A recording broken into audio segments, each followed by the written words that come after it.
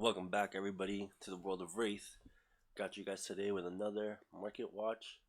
Without further ado, let's jump right into it. First card I want to talk about, Prismatic Leyline.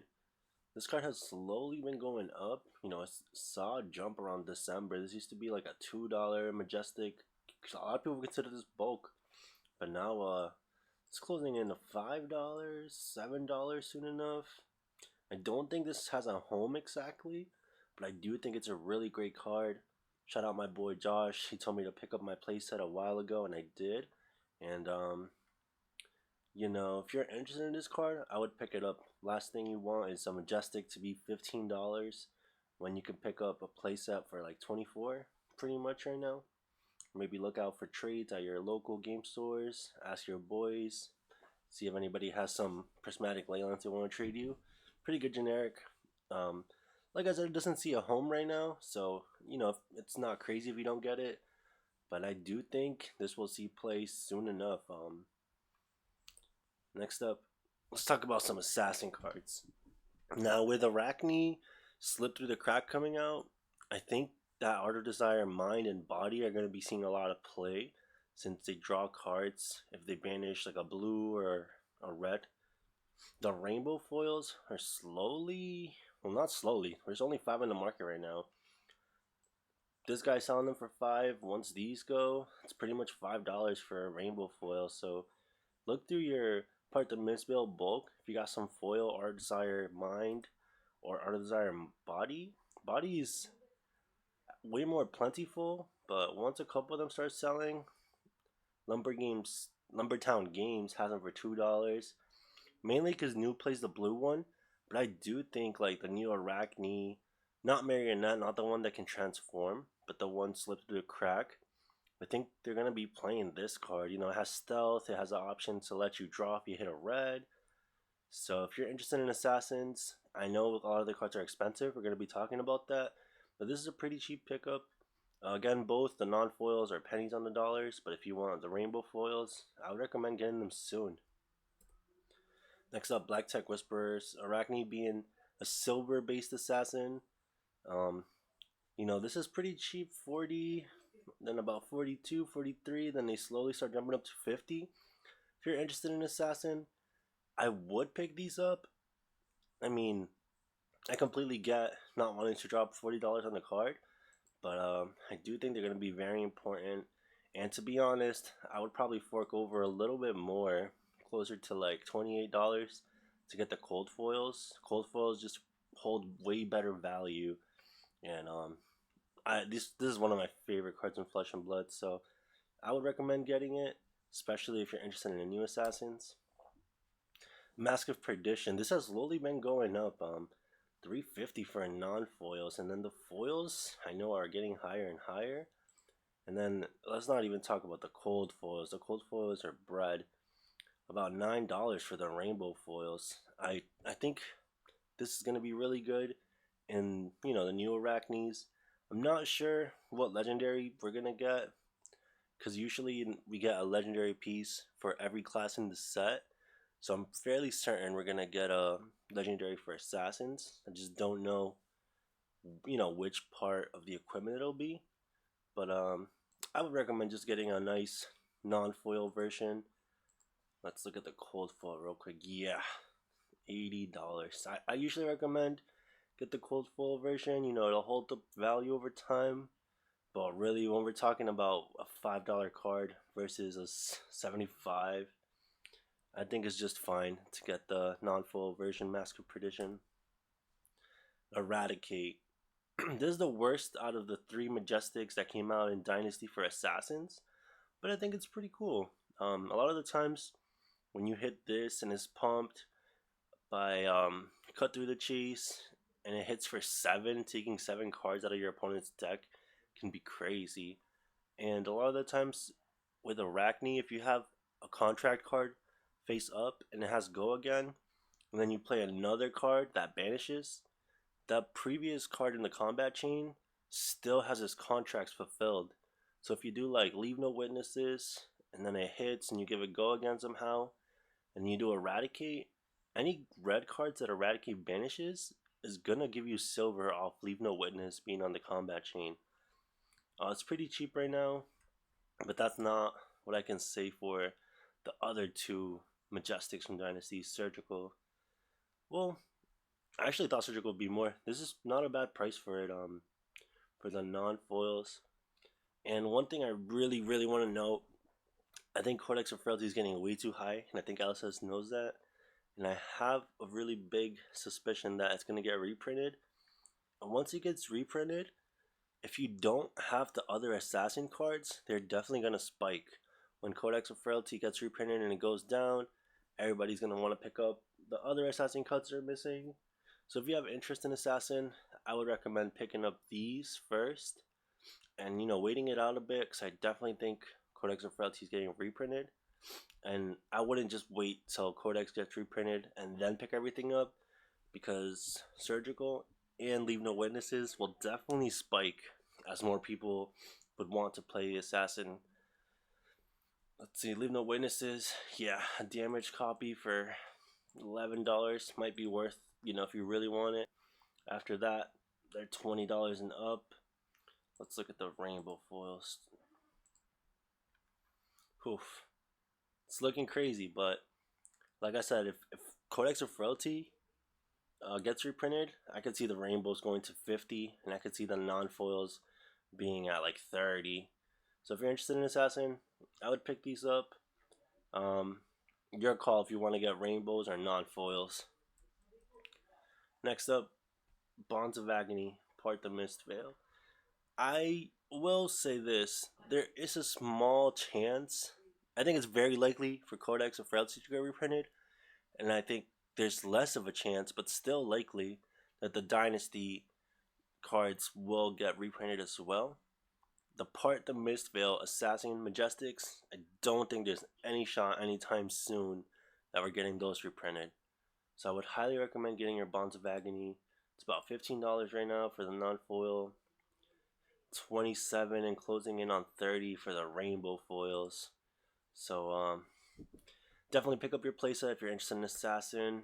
Just like Bonds, another great MST Majestic Persuasive Prognosis. It's about $14, and the rainbow foil, 11 on the market. Yeah, 30, 35. Another great Assassin staple. Don't sleep on this. If you already have it, then you're good. If you don't have it, you might want to get it sooner than later. I don't think these have any chances of getting reprint anytime soon. Just like those two Majestics, Just a Nick, another great Assassin power card. And the Haunted set is going to have stealth cards, so Just a Nick being able to do both modes. This card is a 1-card 5. Let's look at the rainbow foils real quick. Only 8 on the market. That's tough. Yeah. 30, 30. Damage for 35. Goes to 40. Goes to 50. I would get my non-foils if you're interested in Assassin. Graven's Call. We looked at this. I think it was my first market watch I brought this up. Still pretty cheap for the non-foils, but the cold foils have been selling. Now they're at $40. I think when I talked about them last, they were maybe around 25. 5 on the market right now. Well Grounded. The cold foil is pretty cheap for around $2-ish, $3. But check this out. The promo card that you got from Rosetta pre-release, when you got all your tokens, you have like one rainbow foil equipment. The rainbow foil, there's not a lot on the market. So when you're looking around, I personally like the cold foil more. I guess technically the rainbow foil is rarer, but is it the max rarity? It's up to you. Would you want to spend $3 on a cold foil, or would you want to spend $8 on a rainbow foil? Just something I wanted to note. Next up, Harvest Season. This is super cheap, but I don't think it's very good right now. But if you didn't get to participate in the last skirmish, I think it's a really good time to pick them up. They're pretty cheap. I think it's a nice little collector's item. I think they'll probably stay cheap unless, you know, the next Earth deck uses these and, you know, loves them. Right now, the current Earth decks don't really love this card, so it's a nice collector's item. 14 on the market. if you like these micro text ball cards, I would pick them up. Fry a little bit more. There's actually, I think it's a really good card in Acilio. So this is probably all the Acilio players actually wanting it. Not bad for $7 and slowly jumps up to 10. If you're an Acilio player and you want to swag out your deck, maybe consider Fry. Next up, Electromagnetic Somersault. The red rainbow foil, it's about $2, so look through your Rosetta bulk. This rainbow foil is worth a little bit. Pretty cool to have these little bits of value in this set.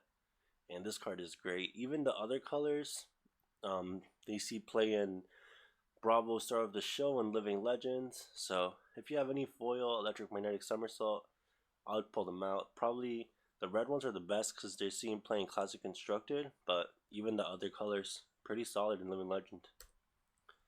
Next up, let's talk about Wizards. Rosetta, I think a lot of people are not happy where Wizards are. They're not too good right now. That being said, this is the perfect time to buy your Wizards cards if you're interested in Wizards, or even if you want to, this is not financial advice, but if you want to invest in these Wizard cards, I know they'll go up with the next Wizard sets, guaranteed. Kindle was around $8, I remember, like before Rosetta hype, 8 to 10. Right now, Kindle's super cheap, around $4 for the non-foils.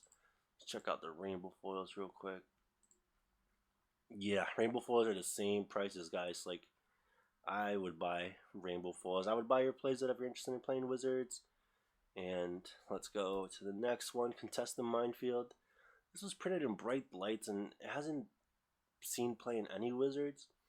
But I often think LSS has plans for these cards. Like, they have a hero in mind when they print these cards.